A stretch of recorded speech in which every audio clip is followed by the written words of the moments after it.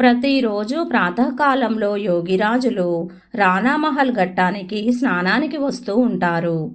వారి భక్తుడు కృష్ణారాం వారి వెంబడే వస్తూ ఉంటాడు. ఆ రోజున కూడా యోగిరాజులు స్నానమైన తరువాత కృష్ణారాంతో పాటు సందులోకి మల్లుతున్నారు. అకస్మాత్తుగా వారు కృష్ణారాం బట్ట చింపు అన్నారు. గురు మహారాజులు ఏం చెప్పారో కృష్ణారాంకు సరిగ్గా అర్థం కాలేదు. కొద్ది దూరం వెళ్లేసరికి దగ్గరలో ఉన్న ఇంటి మిద్దె నుంచి ఒక ఇటుక ముక్క వచ్చి యోగిరాజుల కాలి మీద పడింది.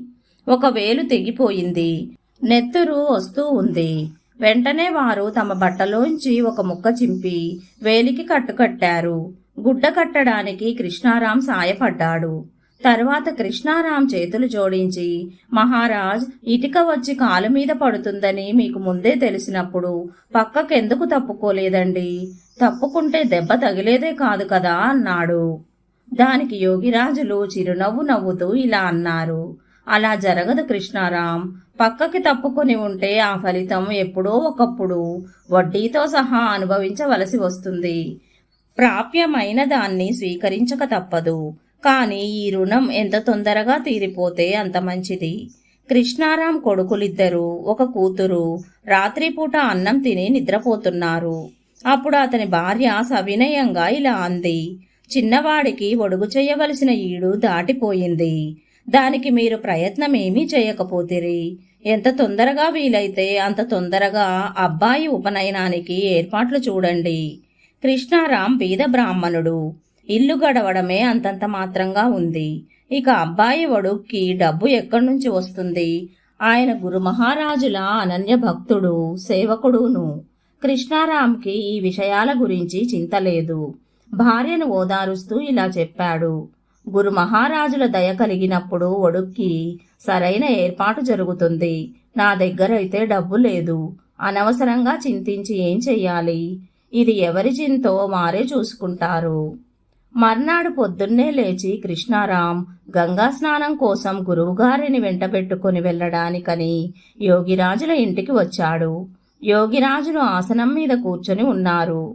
కృష్ణారాం నమస్కారం చేయగానే యోగిరాజులు తమ ఆసనం కింది నుంచి 30 రూపాయలు తీసి ఇచ్చి ఇలా చెప్పారు.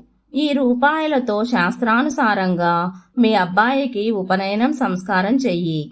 ఆడంబరం వల్ల ప్రయోజనం ఏమీ ఉండదు. కృష్ణారాం సిగ్గుపడుతూ ఇలా అన్నాడు. గురు మహారాజ్, మీరు నా మీద ఎప్పుడూ దయ చూపిస్తూనే ఉన్నారు. నేను మాత్రం మీ సేవ కూడా సరిగ్గా చేయలేకపోతున్నాను. మీరు నాకు డబ్బు ఎందుకు ఇస్తారు? అప్పుడు యోగిరాజులు, చూడు కృష్ణారాం, ఇచ్చే యజమాని ఒక్కడే. ఆయన ఏదో ఒక చేతి మీద ఇస్తాడు. ఇప్పుడు ఆయన నా చేతి మీదుగా ఇస్తూ ఉంటే ఎందుకు తీసుకోవు?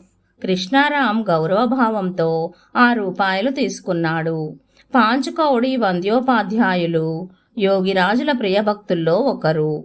ఆయన ఉన్నత సాధన చేసినవారు.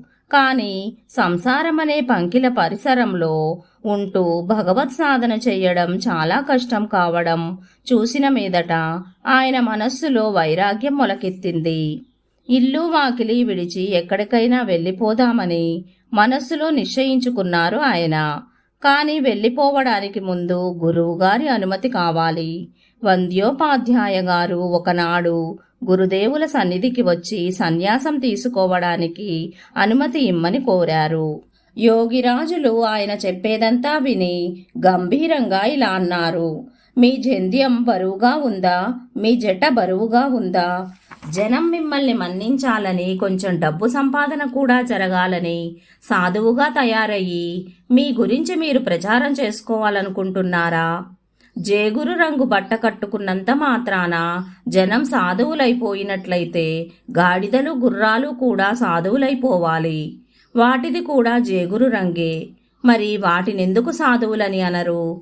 ఈ పిచ్చి అంతా వదుల్చుకోండి. సంసారంలోనే ఉండి మీరు సంపాదించగలిగినంతలో జీవనం గడుపుకోండి.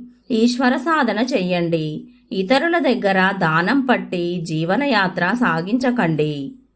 చివరికి పాంచుకౌడి వంద్యోపాధ్యాయ గారు తల వంచుకొని వెళ్ళిపోయారు. ఈయనే ప్రగతి సాధించి కేశవానంద బ్రహ్మచారి పేరుతో విఖ్యాతులయ్యారు.